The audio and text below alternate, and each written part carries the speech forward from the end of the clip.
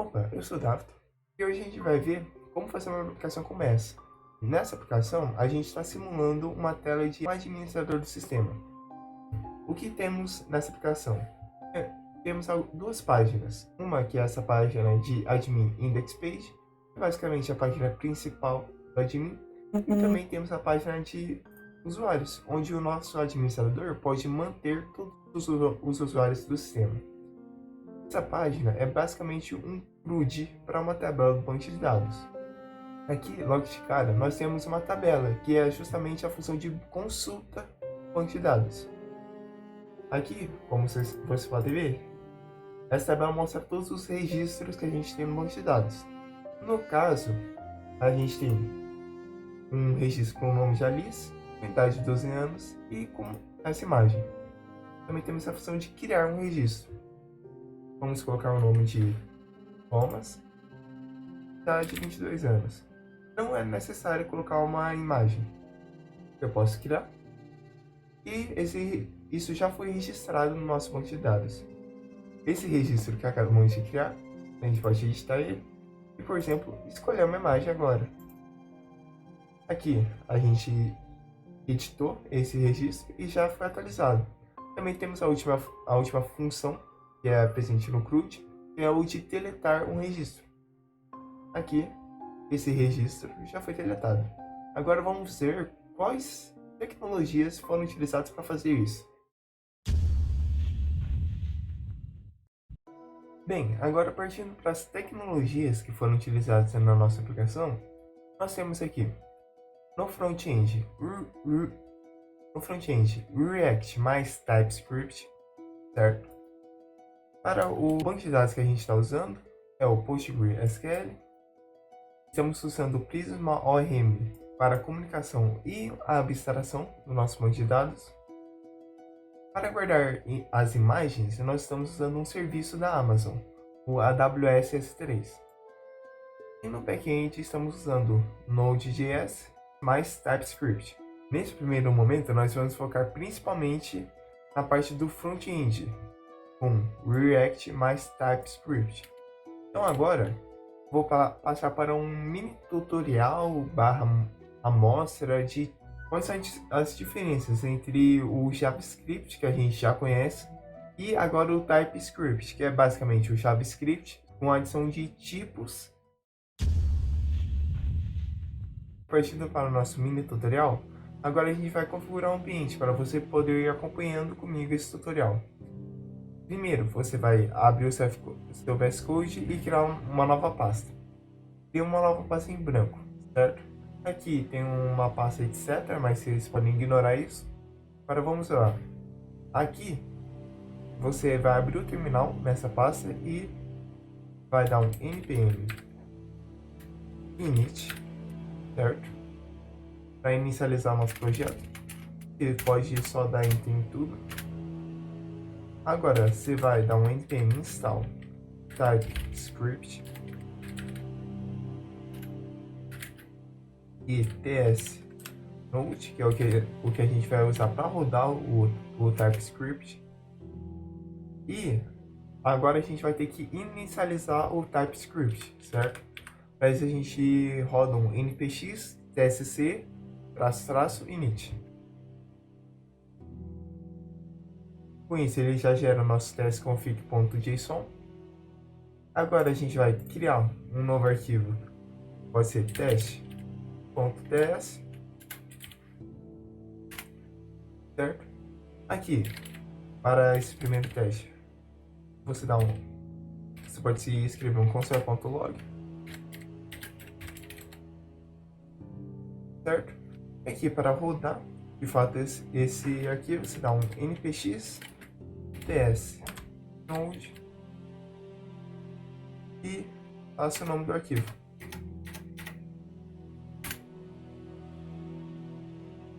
Agora, já foi mostrado no nosso console.log.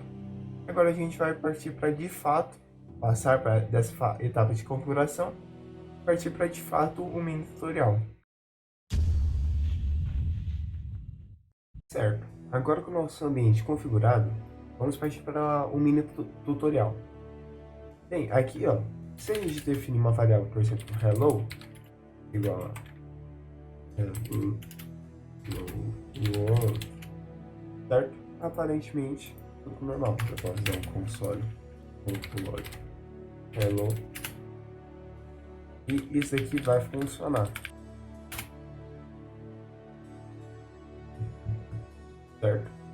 Ele mostra hello world. Onde entra o TypeScript nisso?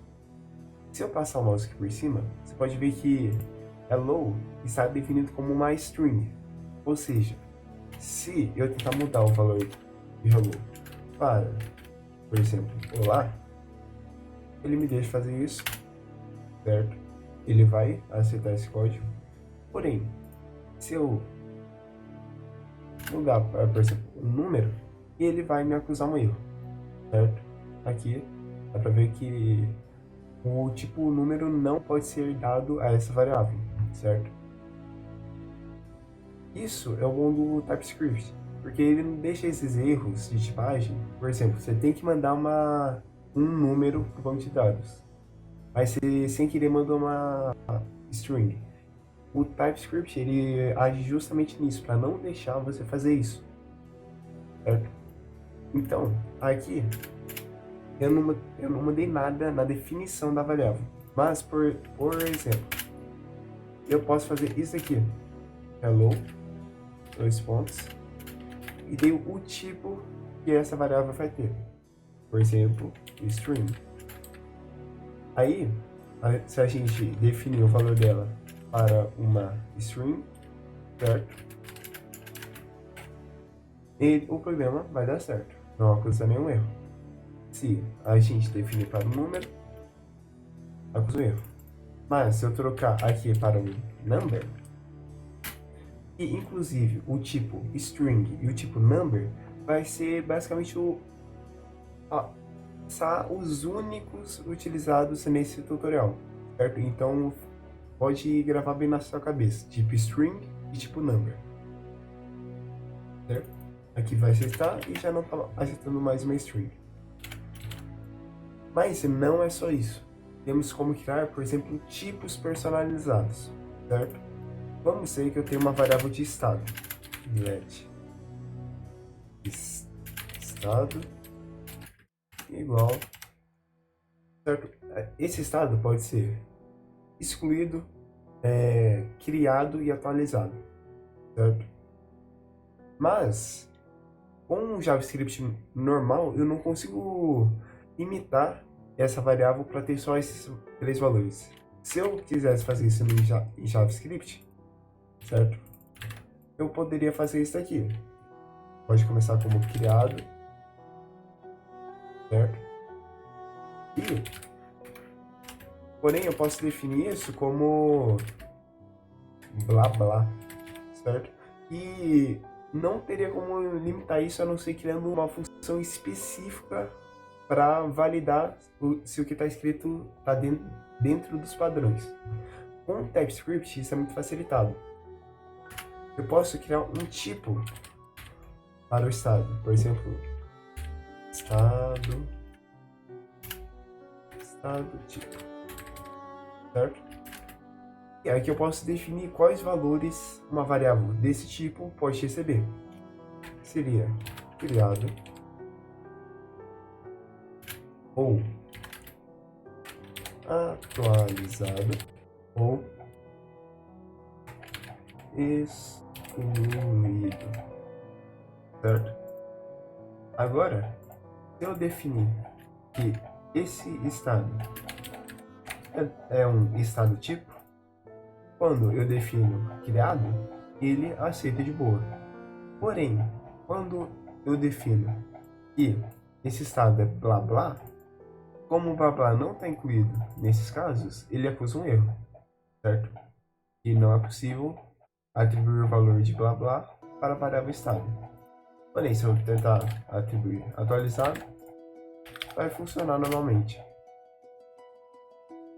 Certo, agora que a gente já viu como criar um tipo, temos também como criar interfaces, certo? O que são interfaces? uma interface é como se a gente desse um tipo para um objeto, certo? Então, eu posso definir uma interface, por exemplo, o usuário, certo? E daí, essa interface vai ter campos. Por exemplo, um usuário tem nome, tem idade, mas, por exemplo, pode não ter o arroba do Instagram dele, certo? Então, vamos definir. O que um usuário tem? O usuário tem um nome. O nome, ele é de que tipo, certo? O nome é uma string. Então, o nome do tipo string. Idade, certo? Toda pessoa tem uma idade. Idade é do tipo number, é um número. E temos o Instagram, certo? Porém, nem todo mundo tem um Instagram. Isso não é necessário para se fazer um usuário, certo? Ou, para ficar melhor, na verdade, uma pessoa. Então, o Instagram, ele é opcional da pessoa ter. Então, eu posso colocar essa interrogação, certo? O Instagram da pessoa seria do tipo string. Criado essa interface, eu posso, por exemplo, definir o usuário, definir a pessoa João, certo? O João, ele é do tipo pessoa, ele vai usar a interface pessoa, e aqui eu posso definir o que o João é. Aqui já tá acusando erro, certo? Porque tá faltando as propriedades nome e idade.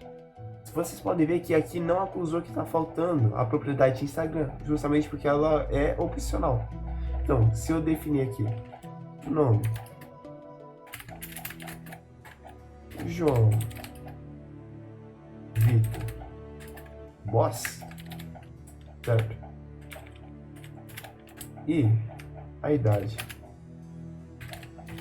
de 17, ele vai aceitar. Se eu der um console control em João,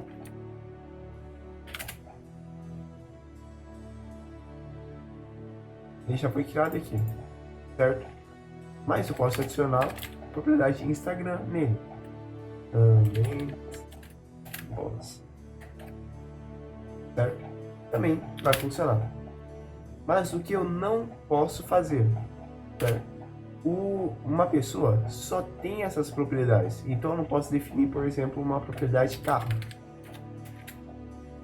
Se eu tentar definir essa propriedade, vai acusar um erro, certo? E quando você usa uma interface, esse objeto só pode ter as propriedades que você definiu na interface. Mesma coisa se eu tentar definir fora da criação do objeto. Aqui, isso também é legal. Como é tudo tipado, o próprio VS Code, ele já identifica quais propriedades eu posso colocar nesse objeto, quais propriedades ele vai ter e quais ele não vai ter. Isso também já agiliza muito na construção do próprio código. Por exemplo, aqui eu consigo ver que só tem essas três propriedades e que propriedade de Instagram é opcional. Então, se eu mesmo assim ignorar esse aqui e tentar definir a propriedade de carro, logo de cara ele já me acusa um erro. E a propriedade de carro não existe no tipo pessoa. Isso é o básico, certo, do tipo pessoa. Também temos para arrays, certo? Por exemplo, um array de strings, onde só vai ter strings nesse array. Se eu definir aqui esse array, eu posso definir palavras, dois pontos, e daí eu posso definir do tipo um array de strings. E aqui eu posso colocar várias palavras. Se eu tentar colocar um número, ele vai me acusar o erro. Se eu for dar um push nesse array, ele já me indica o tipo que eu vou ter dentro desse array. Se eu mudar para um array de números, eu vou ter que tirar essas palavras aqui. Aqui ele já me fala qual tipo tem esse array, no caso, number. Isso é o básico que a gente vai usar nesse tutorial. Eu acho que eu não deixei passar nada. E agora a gente vai começar, de fato, a construir esse projeto. Primeiramente pelo front-end. Esse vídeo aqui foi só uma introdução geral para as tecnologias que a gente vai usar, para o próprio projeto e para a linguagem que a gente vai usar. Muito boa noite.